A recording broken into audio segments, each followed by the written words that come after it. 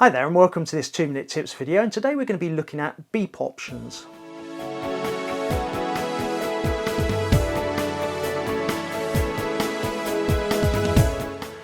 I prefer to shoot with a camera that is silent, and it's probably one of the first things I change in the settings when I get a new camera. And it was only when I got my Z7 back from service recently and it had a complete factory reset that I remembered that it comes out of the box with the beep settings on.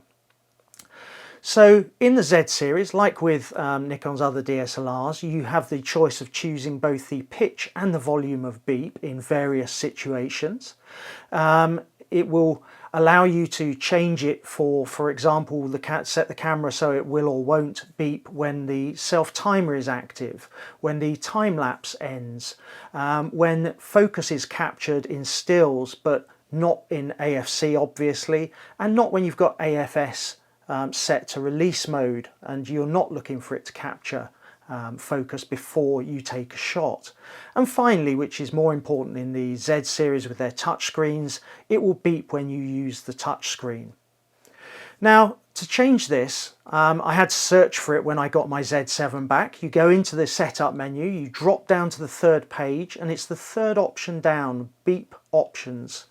And in there are three settings that you can change. The first one is beep options, and here you can choose to have them set to on.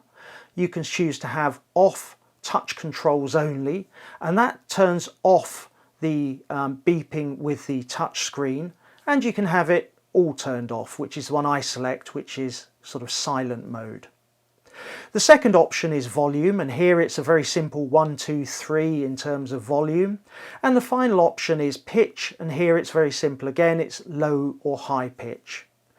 It is a bit of a one size fits all, and actually I might use the beep options a bit more if you could set different beeps for different activities. So for example, different things you do on the touch screen, if it had a different beep, it might help you understand what you'd actually done. So a different one for perhaps focus versus shutter release.